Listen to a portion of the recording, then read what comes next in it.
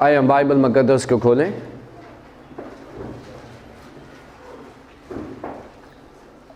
Bible مقدس میں سے مقدس تیموتھیوس کے نام پولس رسول کا پہلا خط، اس کا دوسرا باب اور اس کی 8ویں آیت سے 15ویں آیت تک۔ مقدس پولس رسول کا تیموتھیوس کے نام پہلا خط، اس کا دوسرا باب اس کی 8ویں آیت سے۔ کلام مقدس میں یہ مرقوم ہے، پس میں چاہتا ہوں کہ مرد ہر جگہ بغیر غصے اور تکرار کے پاک ہاتھوں کو اٹھا کر دعا کیا کریں۔ اسی طرح عورتیں حیادار لباس سے شرم اور پرہیزگاری کے ساتھ اپنے آپ کو سنواریں، نہ کہ بال گوندنے اور سونے اور موتیوں اور قیمتی پوشاک سے، بلکہ نیک کاموں سے، جیسا خدا پرستی کا اقرار کرنے والی عورتوں کو مناسب ہے۔ عورت کو چپ چاپ کمال تابعداری سے سیکھنا چاہیے،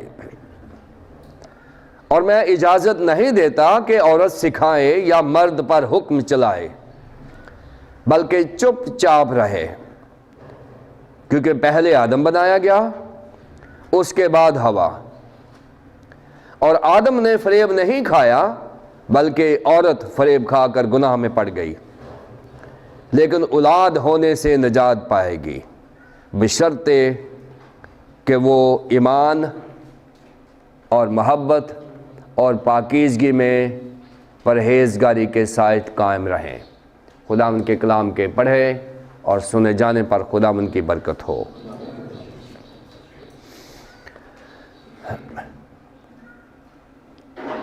پاسبانی خطوط کے تفسیری مطالعہ کے سلسلے میں آج ہمارا 6واں لیسن ہے۔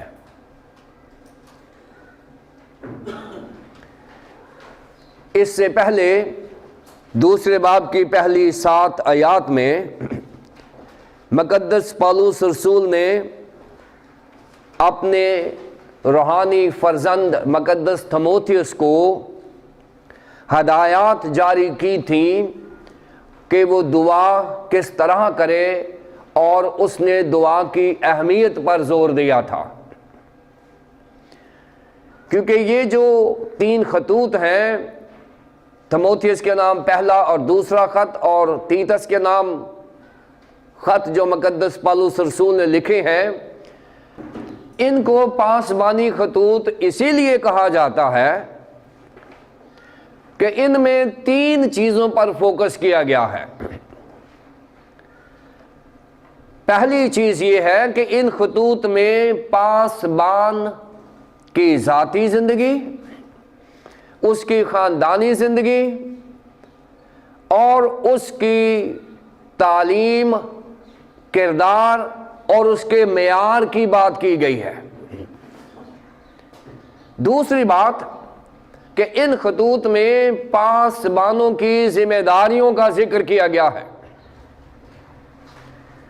اور تیسری بات ان تینوں خطوط میں کلیسیائی نظم و نسق کی بات کی گئی ہے۔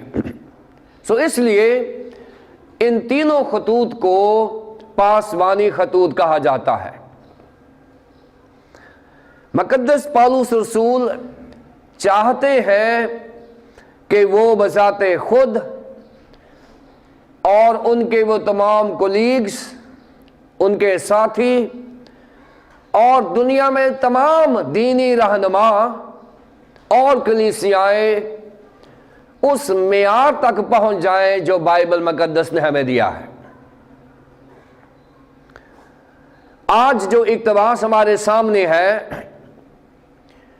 وہ ایک کلیسیائی اقتباس ہے، جماعتی اقتباس ہے۔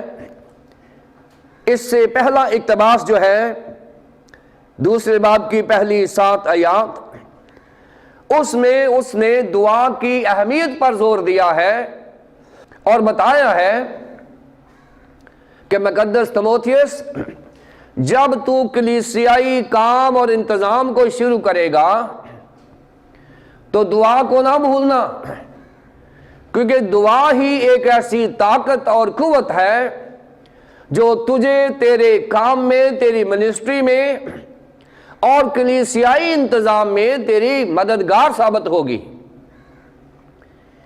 کیونکہ دعا کسی بھی شخص ایماندار اور پاسبان کے لیے اور کلیسیا کے لیے وہ فیول ہے جس سے گاڑی چلتی ہے، دعا وہ فیول ہے جس سے کلیسیا طاقت حاصل کرتی ہے، روح القدس کے وسیلے سے، خدا باپ، خدا بیٹے اور خدا پاک روح سے، اور پھر ہم کلیسیائی خدمت میں کامیاب ہو سکتے ہیں اور پھر ہی ہماری کلیسیاؤں میں ترقی نظر آئے گی۔ زیر نظر جو اقتباس ہے یہ آج کے دور میں شاید تھوڑا مشکل لگ رہا ہے، اس لیے کہ اس میں ایک ایسے گروپ کو ایڈریس کیا گیا ہے جس کی پہچان آج روز بروز زیادہ ہو رہی ہے، جن کے حقوق زیادہ سے زیادہ ریکگنائز کیے جا رہے ہیں اور جن کے حقوق پر زیادہ سے زیادہ بحث کی جا رہی ہے۔ میری مراد حقوق نسواں کی ہو رہی ہے، ویمن رائٹس کی ہو رہی ہے۔ اس سے پہلے کہ ہم اس پیسج میں جائیں، اس حوالے میں جائیں، میں ایک بات اپنے حاضرین اور ناظرین پر کلیئر کر دینا چاہتا ہوں کہ جب بھی ہم بائبل مقدس کو پڑھیں گے، اس کا ترجمہ کریں گے، اس کی تفسیر کریں گے،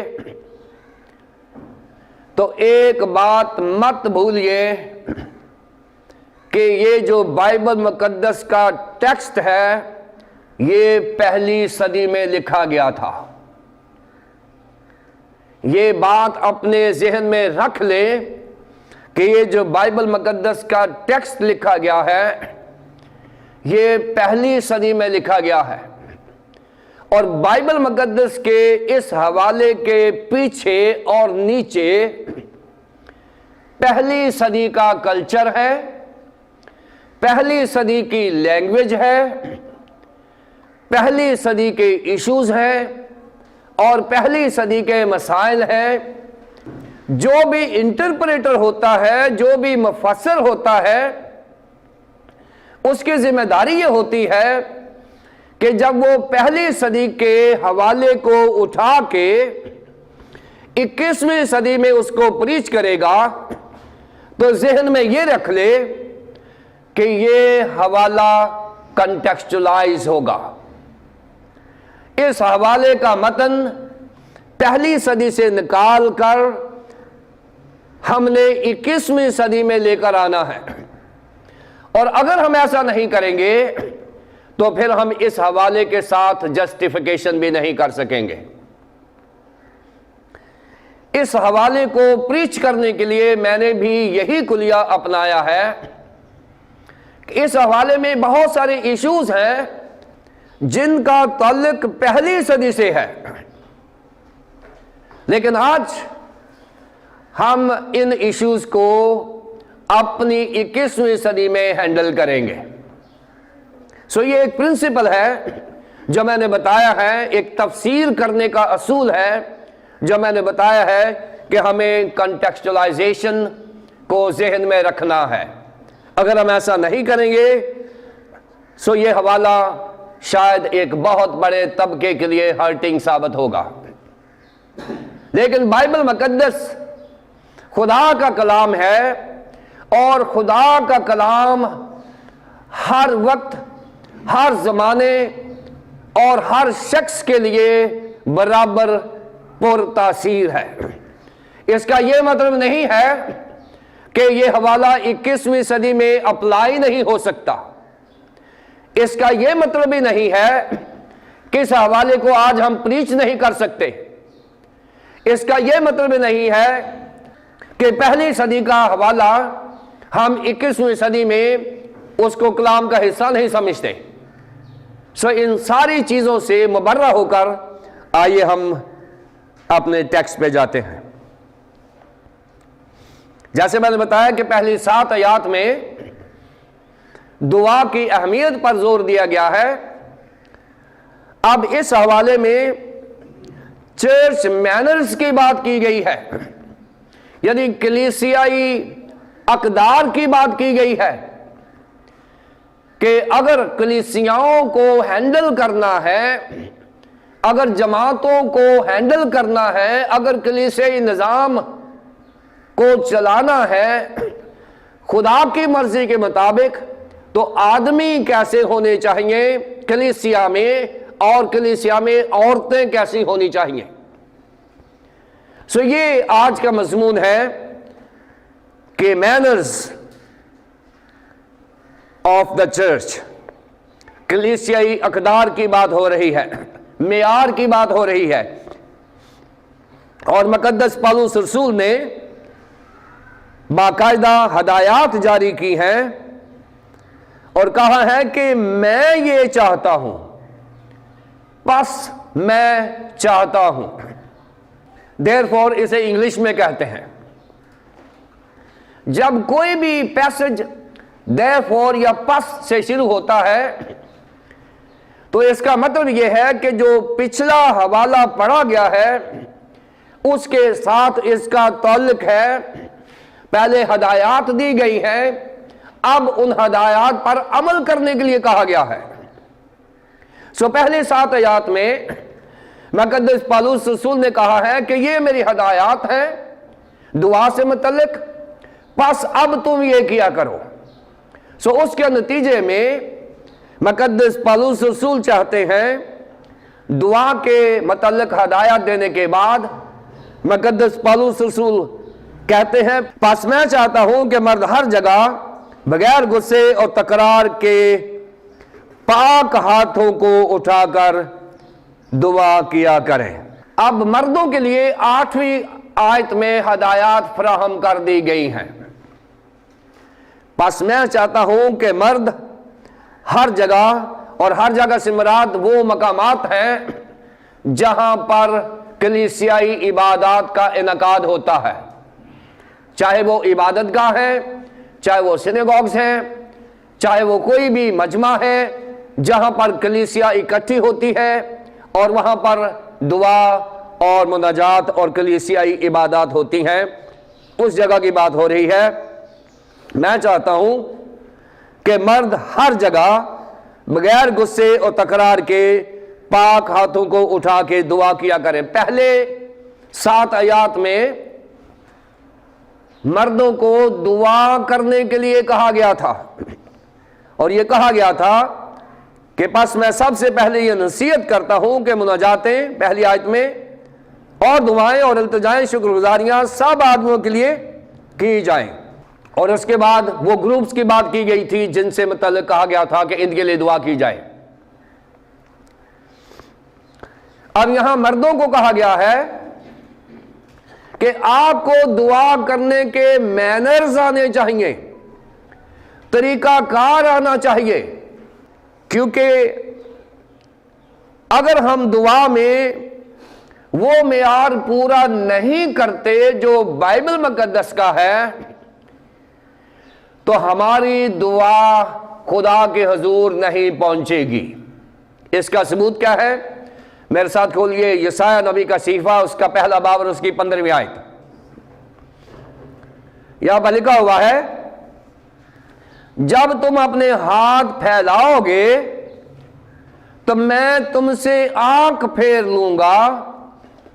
ہاں، جب تم دعا پر دعا کرو گے تو میں نہ سنوں گا،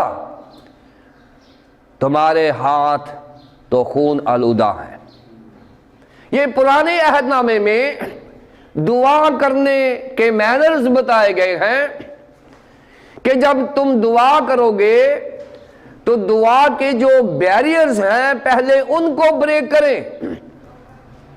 break the barriers before you pray. دعا کے بیریئرز کو توڑیں, پھر جا کے ہماری دعائیں جو ہیں وہ خداوند کے حضور پہنچیں گی. یسایہ پہلے باب کی 15ویں آیت میں میں نے پڑھا. 16ویں آیت دیکھیں. اپنے آپ کو دھو, اپنے آپ کو پاک کرو, اپنے برے کاموں کو میری آنکھوں کے سامنے سے دور کرو, بدفعلی سے باز آؤ, نیکوکاری سیکھو, انصاف کے طالب ہو, مظلوموں کی مدد کرو, یتیموں کی فریاد رسی کرو, بیواؤں کے حامی ہو. یہ وہ تمام چیزیں ہیں جنہیں ہم نے دیکھنا ہے بیفور وی پرے. میں چاہتا ہوں کہ مرد ہر جگہ بغیر غصے و تکرار کے پاک ہاتھوں کو اٹھا کر دعا کرے. اب دو بڑے بیریئرز جو ہیں وہ مقدس پولس رسول نے بتائے ہیں. پہلا جو بیریئر ہے, یعنی پہلی جو رکاوٹ ہے جو دعا میں آ سکتی ہے, وہ انسانی غصہ ہے. غصہ جو ہوتا ہے وہ انسان کے برین کو کنٹرول کر لیتا ہے. غصہ جو ہوتا ہے وہ انسان کے انٹلیکٹ پر حملہ کر کے اس کو ایموشنل کر دیتا ہے. غصہ جو ہے وہ انسان کی پازیٹیوٹی کو نیگیٹو پرسنالٹی میں بدل دیتا ہے. اس لیے مقدس پولس رسول نے کہا ہے کہ اے مسیحیو, جب بھی دعا کرو تمہارے اندر غصہ نہیں ہونا چاہیے, کیونکہ غصہ جو ہے وہ کبھی بھی آپ کو دعا کرنے میں ہیلپ نہیں کرے گا.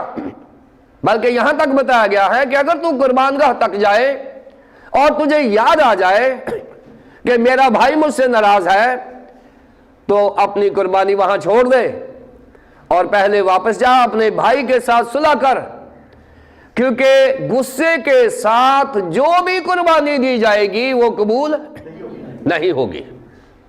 اس لیے مقدس پولس رسول نے ایک ایسے ایشو کو پکڑا ہے کہ مرد جب دعا کرے تو وہ اپنے آپ کو غصے سے پاک کرے.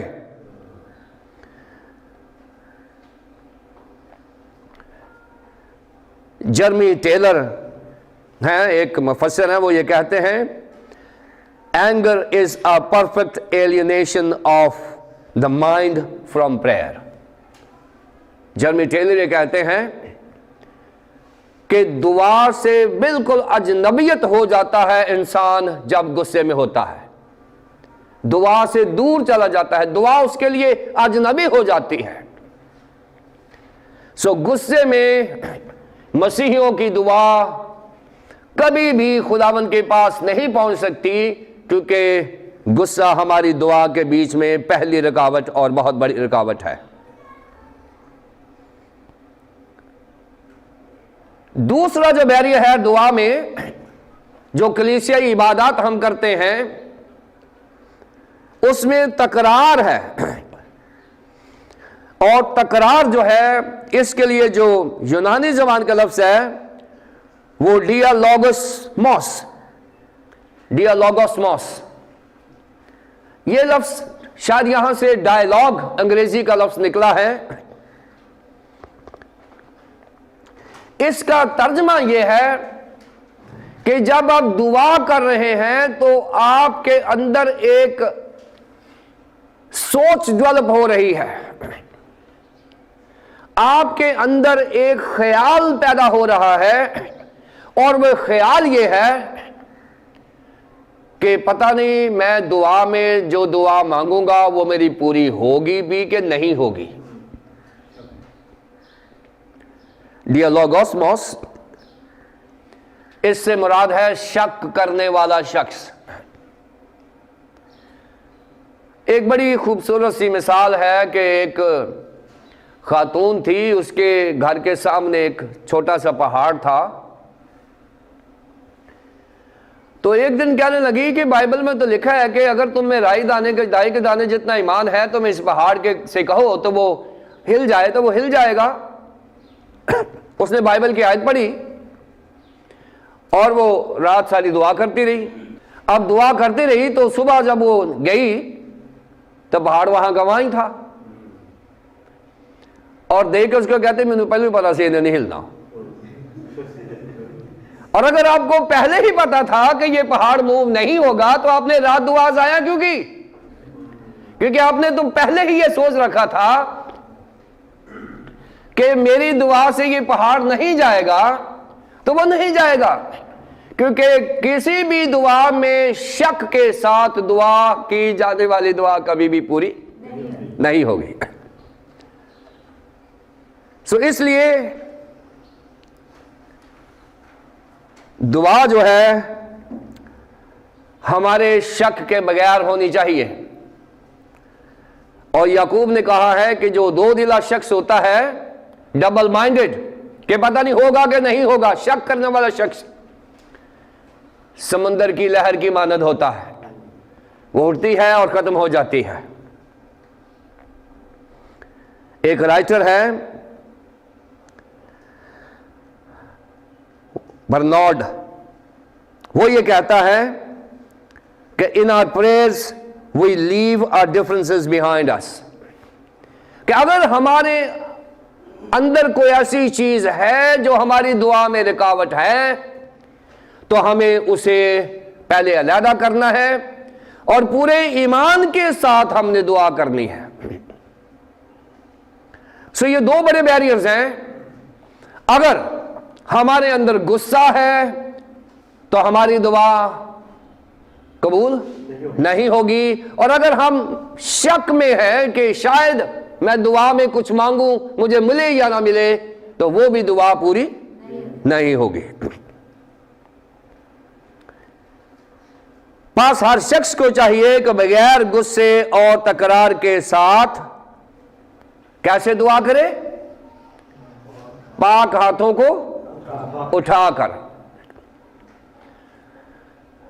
اب یہ ابتدائی مسیحی جو ہیں، ابتدائی کلیسیوں میں جو دعا کا طریقہ تھا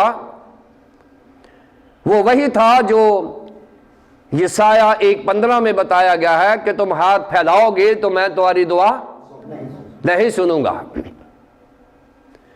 اب اس کا مطلب یہ ہے کہ پرانے عہد نامے میں بھی لوگ ہاتھ پھیلا کر دعا کیا کرتے تھے،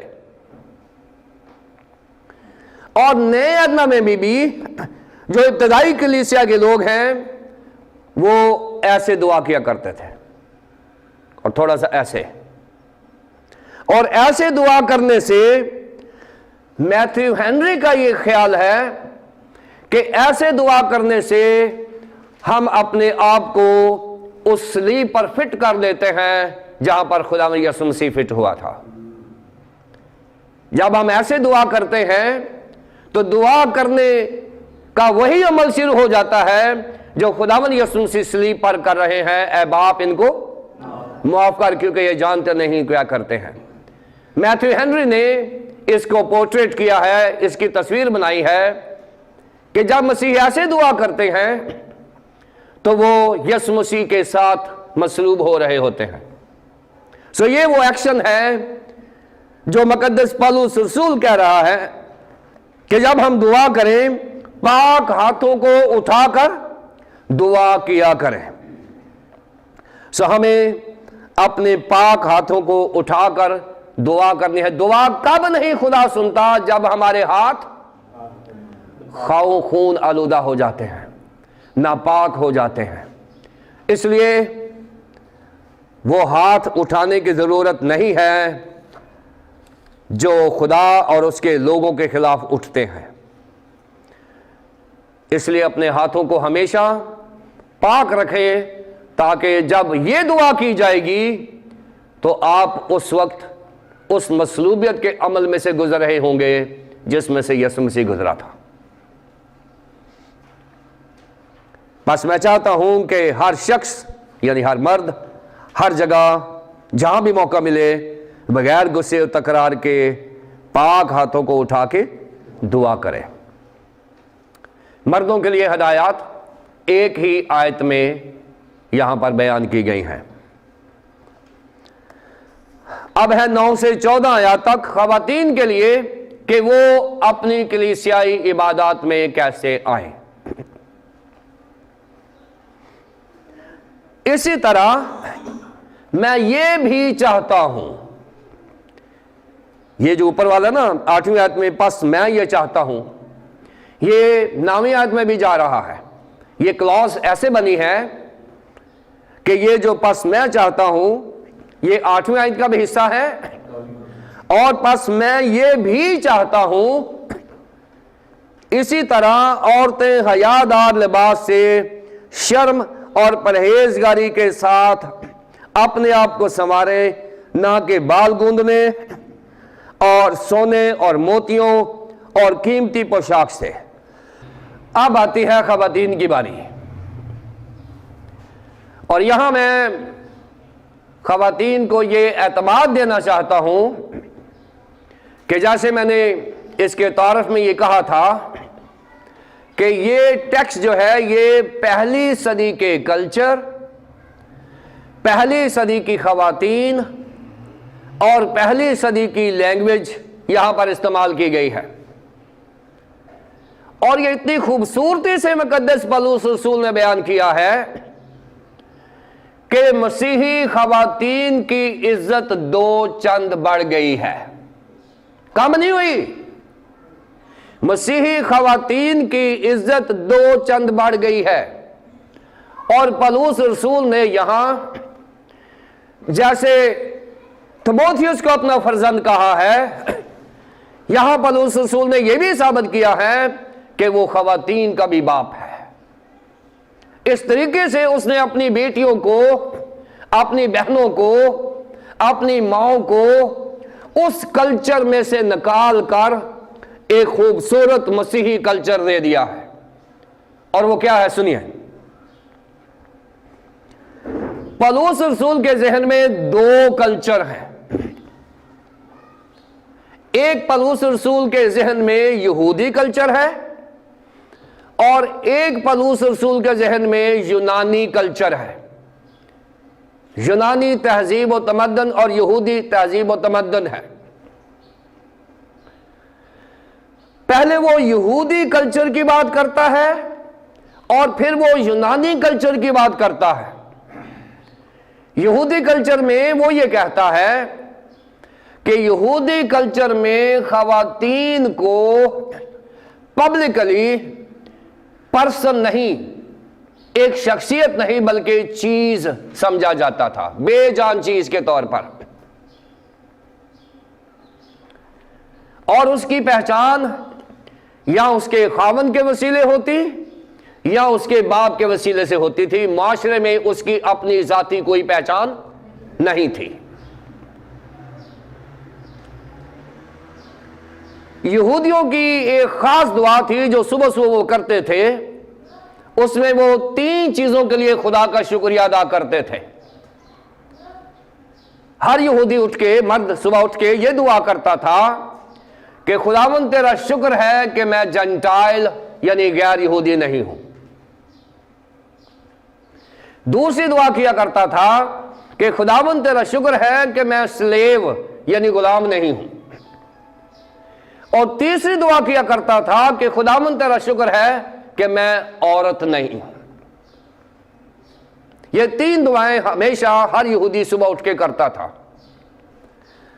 یہودیوں کے اندر جو عورت کے بارے میں نفرت کی وجہ پیدا ہوئی تھی، وہ عورت کو ہمیشہ سے الزام دیتے رہے ہیں کہ اگر عورت وہ پھل نہ کھاتی تو شاید اب تک ہم جنت میں ہوتے ہیں۔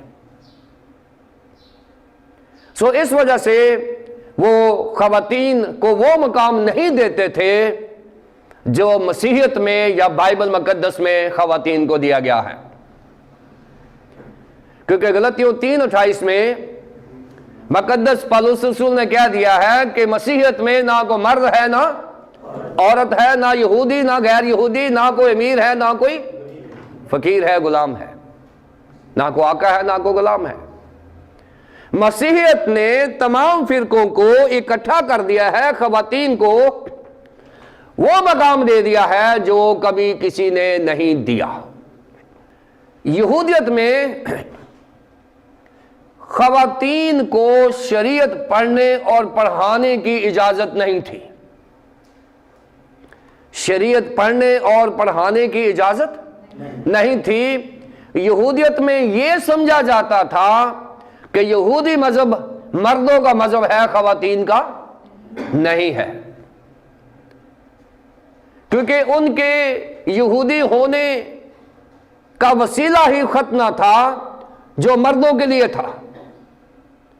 لیکن مسیحیت میں ختنے کو ہٹا کے بپتسمہ دے دیا گیا تاکہ مسیحیت میں صرف مرد ہی نہیں بلکہ خواتین بھی شامل ہو جائیں، اور مسیحیت میں مرد اور عورت کا مقام برابر ہے۔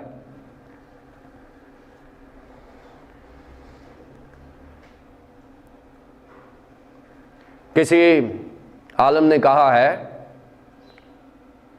کہ جب خدا ہوا کو بنا رہا تھا تو اس نے کوئی ہڈی سر سے نہیں لی تاکہ یہ سر پر ہی نہ چڑھ جائے، اور نہ ہی پاؤں سے لی ہے کہ مرد کے پاؤں کی جوتی بن جائے، بلکہ اس نے پسلی یہاں سے لی ہے کہ وہ برابری کا درجہ رکھے۔ خدا نے عورت کو پسلی سے نکال کر اسے برابری کا درجہ دیا ہے، نہ اسے پاؤں کی جوتی کہا ہے، نہ اسے آپ پر حاکم مقرر کیا ہے۔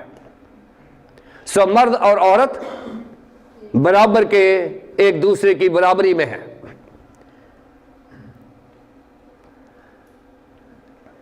یہودیوں میں خواتین کا وہ مقام نہیں تھا جو بعد میں مسیحیت میں ان کو ملا ہے۔ ایک تو یہ کلچر ذہن میں رکھ لیں۔ دوسرا کلچر جو ہے وہ یونانیوں کا کلچر ہے۔ یونانیوں کے کلچر میں دو چیزیں بڑی اہم ہیں۔ ایک کورنتھ کی جو کرنتھیوں کے شہر میں جو لوگ تھے، یونانی لوگ تھے، اور ایک افسس کے شہر میں، افسیوں کے شہر میں یونانی لوگ بسا کرتے تھے۔ ان دونوں شہروں میں دو دیویاں تھیں۔ کرنتھس میں ایفراڈائٹ دیوی کا نام ہے، اور افسس میں جو دیوی اس کا نام ڈائنا ہے۔ یہ دونوں دیویاں جو ہیں ان کی پرستش ہوا کرتی تھی۔ یونانی لوگ ان کی پرستش کیا کرتے تھے، اور ان مندروں کی لک آفٹر کرنے کے لیے، ان کی دیکھ بھال کرنے کے لیے ہزاروں کے حساب سے خواتین رکھی گئی تھیں۔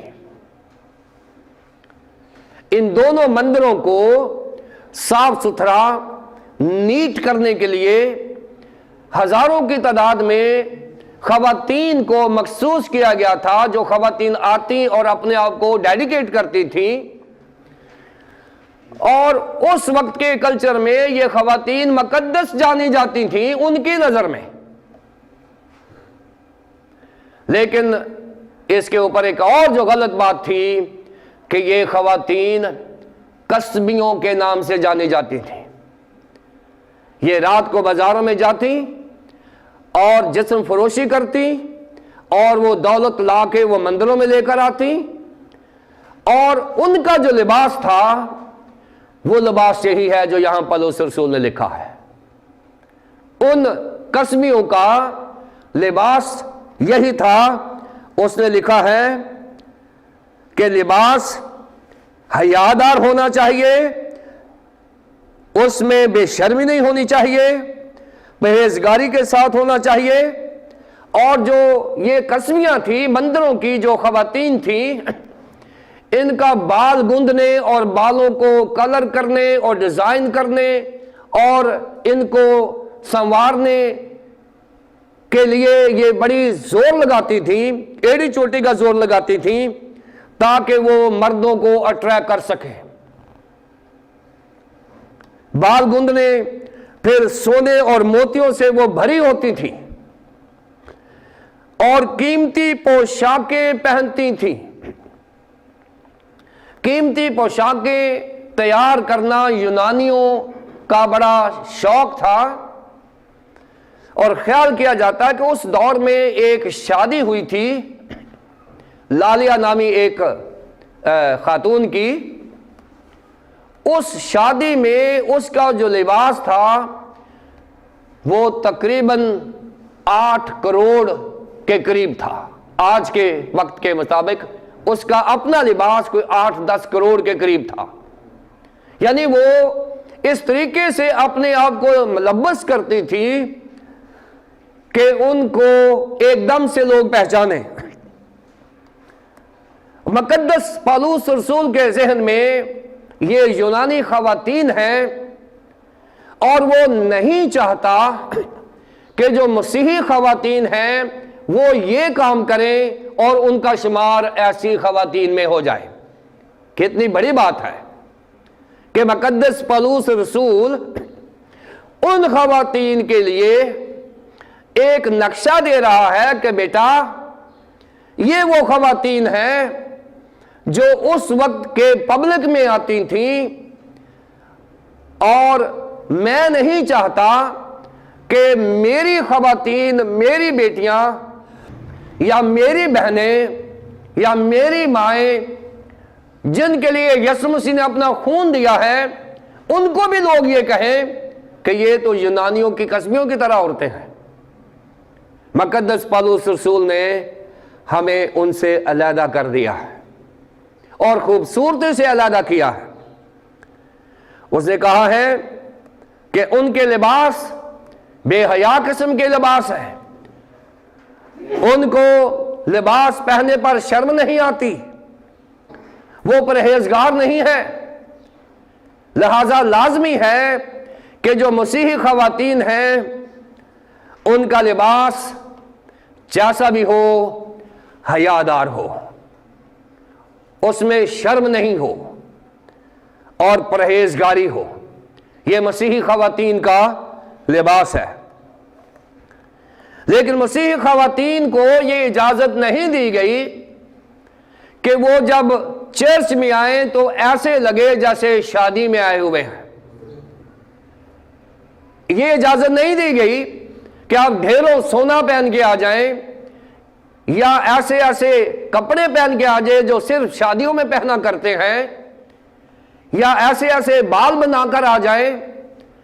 یہ تو ان خواتین کا کام ہے جو اس وقت کی آوارہ خواتین تھیں، جنہیں قصبیوں کے نام سے جانا جاتا ہے۔ چرچ ایک مقدس پلیس ہے، مقدس جگہ ہے۔ یہاں پر خواتین حیادار لباس کے ساتھ، ایسا لباس جس میں شرم نہ محسوس ہو، اور پرہیزگاری کے ساتھ آئیں، بالوں کو غیر ضروری گوندنے، سونے اور موتیوں اور قیمتی پوشاک سے پرہیز کریں۔ یہ مسیحی خواتین کا شیوا نہیں ہے۔ خداوند آپ کو اور دے، خداوند آپ کو برکت دے، ہماری بہنوں کو، بیٹیوں کو، ماؤں کو خداوند بہت کچھ دے، لیکن وقت پر ہی ساری چیزیں اچھی لگتی ہیں۔ خدا کے گھر میں ہمیشہ سادگی کے ساتھ آئیں۔ اس کے بعد مقدس پالوس نے کرسچن ڈریسنگ کی بھی بات کر دی ہے۔ اس نے کہا ہے یہ وہ باتیں ہیں، لیکن مقدس پالوس کہتا ہے کہ مسیحی عورت کی جو کرسچن ڈریسنگ ہے وہ کون سی ہے؟ 10ویں آیت میں مسیحی خواتین کو کیا چاہیے؟ نیک کاموں سے جیسا خدا پرستی کا اقرار کرنے والی عورتوں کو مناسب ہے۔ خدا پرستی کا جو اقرار کرتی ہیں، جو خدا کو پیار کرتی ہیں، جو یسوع مسیح کے نام سے خریدی گئی ہیں، ان کا لباس پرہیزگاری ہے اور نیک کام ہے۔ نیک کام ہے۔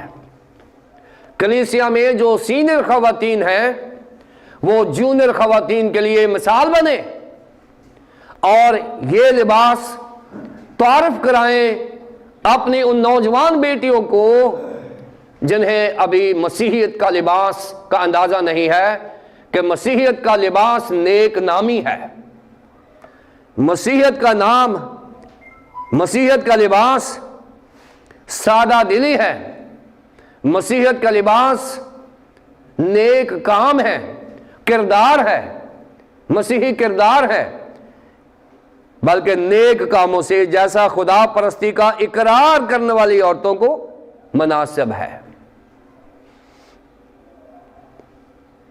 یہ لباس کے تعلق سے ہے۔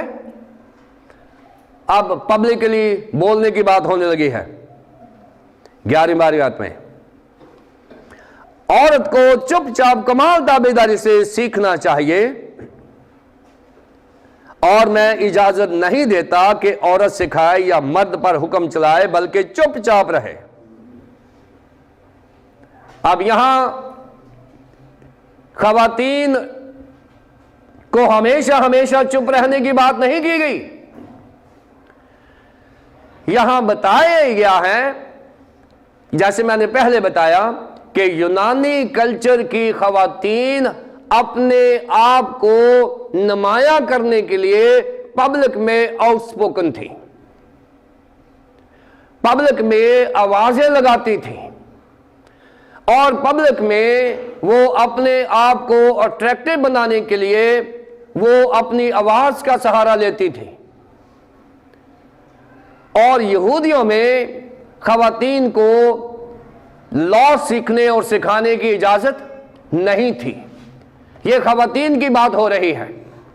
اور پھر یہاں مقدس پالوس رسول یہ کہتا ہے کہ ایک شعبہ یونانیوں کی عورتوں میں ایسا تھا، ایک شعبہ جو اپنے آپ کو بڑا مہذب شعبہ سمجھتا تھا، وہ پبلک میں کسی ڈنر پر بھی نہیں جاتی تھی، وہ پبلک میں ایکسپوز نہیں ہوتی تھی، وہ پبلک میں گفتگو نہیں کرتی تھی، اگر وہ آ جاتی تو چپ چاپ رہتی تھی۔ اور یہ وہ خواتین ہیں جو یونانی خواتین مقدس پالوس رسول کے ذہن میں آئیڈیل خواتین ہیں، جن کو اس معاشرے میں میڈم کہا جاتا تھا، اس معاشرے میں جن کی عزت ہوتی تھی۔ سو یہاں مقدس پالوس رسول نے مسیحی خواتین کو پہلے ان سے بچنے کی تعلیم دی ہے کہ یہ جو خواتین جو مندروں پہ جا کے خدمت کرتی تھیں ان جیسی نہ بننا، بلکہ ان خواتین کی طرح بننا جو یونانی کلچر میں عزت دار خواتین تھیں، جو یونانی کلچر میں مہذب خواتین میڈم کے طور پر جنہیں جانا جاتا تھا، ان کی طرح بننا۔ اور وہ جو خواتین تھیں وہ چپ چاپ رہتی تھیں، اپنے ہسبینڈ کے ساتھ بھی وہ زیادہ نہیں بولتی تھیں، اور وہ ہسبینڈ کے اوپر رول نہیں کرتی تھیں۔ وہ یہ سمجھتی تھیں کہ ہم ایک معیاری خاتون ہیں، اور جنہیں معاشرہ بھی اس وقت کا ایک معیاری خاتون کہتا تھا۔ پالوس رسول نے مسیحی خواتین کو کہا ہے کہ ویسی خواتین بننا جیسی اس معاشرے میں مہذب اور مہذب خواتین جانا جاتا ہے، کہ وہ ایسا نہیں کرتی تھی۔ اب یہ بات ہو رہی ہے پال کی تیموتھیوس کے ساتھ، اور اس کو بتایا جا رہا ہے کہ خواتین کو سکھانے کی اجازت نہیں ہے جس نے خود اپنی نانی خاتون سے سیکھا ہوا ہے۔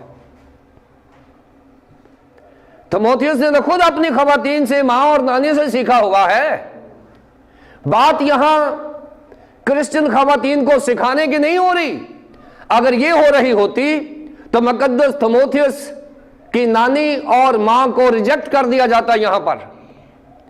مقدس تیموتھیوس کی تو مسیحیت ہی اس کی نانی اور اس کی ماں کا نتیجہ ہے۔ خواتین تو اس وقت بھی سکھاتی تھیں، صرف بتایا یہ گیا ہے کہ ایک معیار جو مسیحیت میں خاتون کو دیا گیا ہے وہ اس وقت کی ایک یونانی خاتون کو تھا، جس کا معیار یہ کہا ہے، کیونکہ جو معیار ہوتا ہے اسی کو آئیڈیلائز کیا جاتا ہے نا۔ اس وقت کی معیاری خواتین جو تھی چند وہ یونانی خواتین تھیں، اور پالوس رسول نے کہا ہے کہ ان کی طرح بننا جو اپنے ہسبینڈ کے تابع بھی رہتی تھی، معاشرے میں نہیں آتی تھی، پبلسائز نہیں کرتی تھی، اور اس طرح سے وہ سیکھنے سکھانے کے عمل میں بھی اپنے مردوں پر ڈیپینڈنٹ تھی۔ شاید یہ آج 21ویں صدی میں اپلائی نہ ہو، اور نہ ہی بائبل چاہتی ہے کہ ہم اس کی اپلیکیشن کریں، کیونکہ آج بہت ساری خواتین میں نے دیکھی ہیں، ان کے ہسبینڈ اپنی بیویوں کی وجہ سے بچے ہوئے ہیں، وہ نجات یافتہ ہوئے ہیں۔ خواتین دعا کرتی ہیں، اپنے ہسبینڈ کو سکھاتی ہیں، اور بہت ساری خواتین جو ہیں وہ اپنے ہسبینڈ کی نجات کا سبب بنی ہوئی ہیں۔ سو آج ہم اس میں یہ نہیں کر سکتے، کیونکہ اس وقت معیار یہی تھا، اس وقت مثال یہی تھی، اس لیے مقدس پالوس کے پاس جو تھا اس نے وہ دے دیا۔ اب یہاں مقدس پالوس رسول نے تھوڑی سی جسٹیفیکیشن دے دی ہے خواتین کو، شاید اس وقت کی خواتین کو اس لیے کہ وہ اپسٹ نہ ہو جائیں، اور شاید آج بھی تھوڑی تسلی کی بات ہے۔ مقدس پالوس رسول نے بائبل کا سہارا لے لیا ہے یہاں پر، اور یہاں ہم دیکھتے ہیں کہ جب کوئی خاتون کسی آدمی کی بات نہ مانتی ہو تو پھر ہم بائبل کا سہارا لے کر اس کو خداوند کے پاس لے آتے ہیں۔ یہاں مقدس پالوس رسول نے کہا کیونکہ پہلے آدم بنایا گیا، اس کے بعد ہوا، اور آدم نے فریب نہیں کھایا بلکہ عورت فریب کھا کر گناہ میں پڑ گئی۔ یہ 2 آیات ہے، 13 اور 14 آیت۔ یہاں مقدس پالوس رسول نے 2 ریزنز بیان کی ہیں۔ پہلی ریزن یہ ہے کہ آدم پہلے بنا تھا اور بعد میں عورت بنی تھی، اس لیے وہ عورت کو سیکنڈری تو نہیں کہہ رہا، اس کو ثانوی حیثیت تو نہیں دے رہا، لیکن اس کی سپیریورٹی کو ضرور کنفیس کر رہا ہے، اس کو دوسرے درجے کی مخلوق نہیں کہہ رہا، لیکن اس کی ابتری کا اقرار کر رہا ہے کہ آدم پہلے بنا تھا، لہذا آدم جو ہے وہ شاید تھوڑا سا سینئر گنا گیا اس سے۔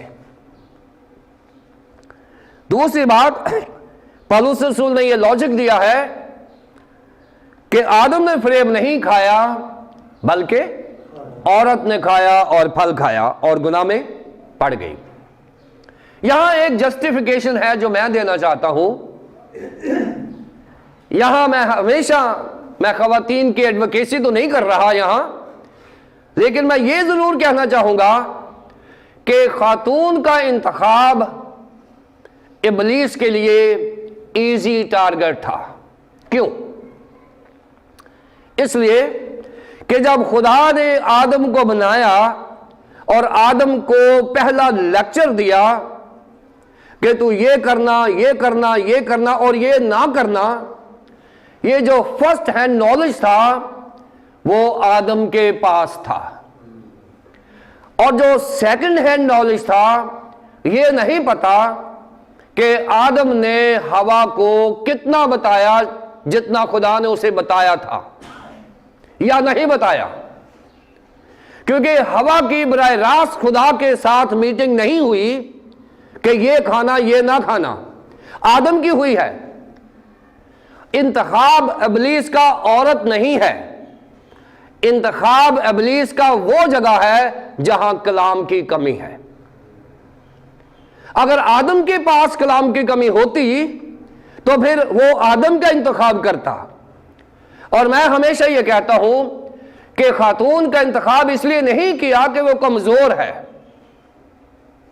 نہیں، اس لیے انتخاب کیا کہ اس کے پاس خدا کا وہ علم نہیں تھا جو آدم کے پاس تھا۔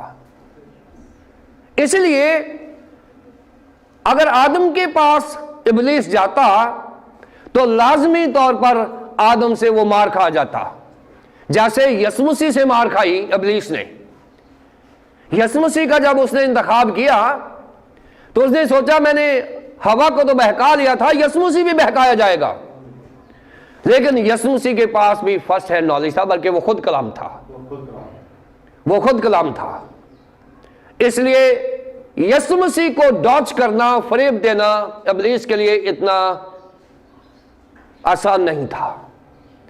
سو خاتون کا انتخاب اس لیے نہیں ہوا کہ وہ خاتون ہے، اس لیے ہوا کہ خاتون کے پاس بائبل کا نالج کم تھا، اور آج بہت سارے مردوں کو ابلیس استعمال کر لیتا ہے جن کے پاس بائبل کا نالج کم ہے۔ اس لیے انتخاب یہ نہیں ہے کہ کمزور کون ہے، انتخاب یہ ہے جہاں کلام کم ہے وہ ابلیس کا ٹارگٹ ہوتا ہے، کیونکہ جس کے پاس کلام ہے، اگر عورت کے پاس کلام ہے تو ابلیس عورت کے پاس نہیں جائے گا، جہاں کلام نہیں ہے وہاں جائے گا، کیونکہ کلام سے ابلیس مات کھاتا ہے، کمزور سے نہیں۔ کمزور وہ ہوتا ہے، مسیحیت میں کمزور وہ ہے جس کے پاس خدا کا کلام نہیں ہے۔ 15ویں آیت، یہ دونوں ریزنز کے بعد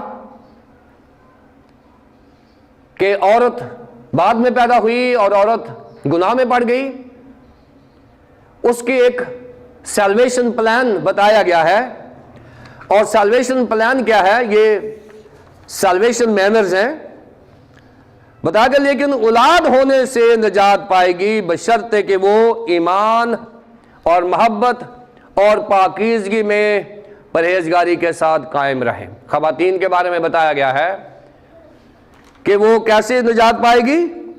اولاد ہونے سے نجات پائے گی۔ اب یہاں ایک تھیولوجیکل مس انڈرسٹینڈنگ لی جا سکتی ہے۔ یہاں پر نجات سے مراد وہ سیلویشن نہیں ہے جو یسوع مسیح پر ایمان لانے سے ملتی ہے۔ اگر اولاد پیدا ہونے سے خواتین کو نجات ملتی ہے تو پھر سارے مرد بے نجات یافتہ رہ جائیں گے۔ اگر اولاد پیدا کرنا ہی نجات کا وسیلہ ہے تو پھر مرد تو سارے ہی نجات سے فارغ ہیں۔ ایسا نہیں ہے۔ اصل میں اس کو ہم 3 طریقوں سے دیکھیں گے، اس آیت کو 3 اینگلز لگائیں گے۔ پہلی بات یہ ہے کہ جس عورت کو بعد میں بنایا گیا، جس عورت نے فریب کھایا، اس میں سے نجات پیدا ہوگی۔ جس عورت کو بعد میں بنایا اور جس عورت نے فریب کھایا، اس عورت میں سے اولاد پیدا ہوگی، یعنی مقدسہ مریم سے، اور اس کے وسیلے سے تمام دنیا نجات پائے گی۔ ایک تو تھیالوجی اس میں یہ ہے جو مقدس پولس نے بیان کر دی ہے، اور اشارہ اس کا پیدائش 3:15 کی طرف، کہ یہ عورت جس کو معاشرے نے الزام دے دیا یا یہودیوں نے الزام دے دیا کہ اس کی وجہ سے ساری گڑبڑ ہوئی ہے، اسی کی وجہ سے نجات دنیا میں آئے گی، اور وہ مقدسہ مریم کا انتخاب تھا جو خداوند نے وقت مقررہ پر پورا کیا، اور وہ نجات یافتہ ہو گئے جنہوں نے اس پر ایمان لایا۔ دوسرا جو کانسیپٹ ہے، پہلا تو یہ ہے، دوسرا کانسیپٹ یہ ہے، وہ 3:15 کی طرف ہے، کہ وہ عورت جس کو الزام لگایا گیا، جو ابلیس سے شکست کھا گئی، اس کی اولاد کے وسیلے سے اب ابلیس شکست کھائے گا۔ یہ ایک دوسرا پوائنٹ ہے کہ جس ابلیس نے نجات کی ماں کو دھوکہ دیا، اسی میں سے نجات پیدا ہوگی جو ابلیس کے سر کو کچل دے گا۔ لہذا ماں کا بدلہ اس بیٹے نے لیا ہے جو مقدسہ مریم سے پیدا ہوا ہے۔ اس نے اس ابلیس کا جو باغ عدن میں آیا تھا، اس کا سر کچل دیا اور ہمیشہ ہمیشہ کے لیے اسے پسماندہ کر دیا۔ تیسرا کانسیپٹ بھی اس کا یہ ہے کہ پہلی صدی میں جس عورت کی اولاد نہیں ہوتی تھی اسے ملعون گردانا جاتا تھا۔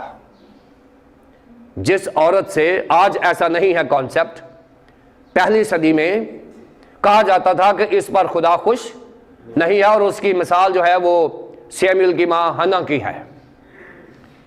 ہمیشہ اس کو جو دوسری والی تھی وہ اس کو لعن طعن کیا کرتی تھی،